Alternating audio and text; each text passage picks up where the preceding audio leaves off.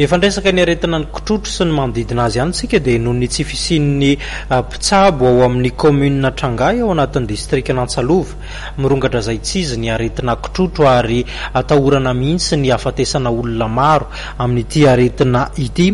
Mamaha olana manodidina an'izay ny solombavambahoaka teo aloha izay voafidy tany antoerana hanolotra fanafody entina hitsaboana ity aretina ity noho izany ny tenany. Arahantsika ny sary. Nazo vahana tao anatin'ny distrikan'Antsalova ny aretina kitrotro. Raha ny tatitra voaray dia mahatratra 20 ny olona matin'ny jivalana aretina ity tao amin'ny tanànan'ny Sotanana ao anatin'ny kaominina Trangahy no tena betsaka tranga noho ny tsy fisian'ny mpitsabo amin'ny CSB any antoerana. Eo ihany koa ny tsy fisian'ny fanafody. Manao izany dia nandray andraikitra ary hanolotra fanafody entina hitsaboana ny kitrotro ny députén'Antsalova teo aloha Raha Maurice.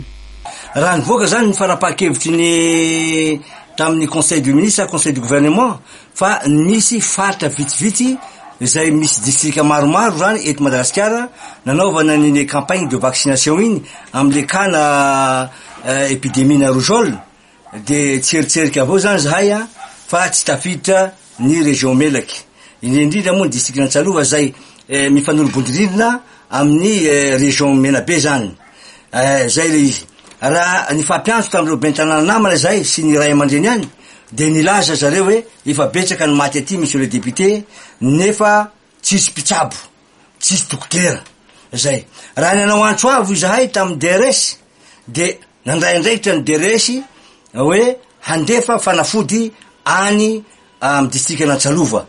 De zahay moa zany efa nila fanampina ny aona tamin'ny ministre zahay sy ny ben'ny tanàna Antsalova ary dokotera médecin diplômé d'état io zany zanaky melakagny zany mahalala ny zava-misy agnafaritra satria efa dokotera tany zany tany amin'ny faritra Melaky tao Maintrano zay nanandraikitra tao izy.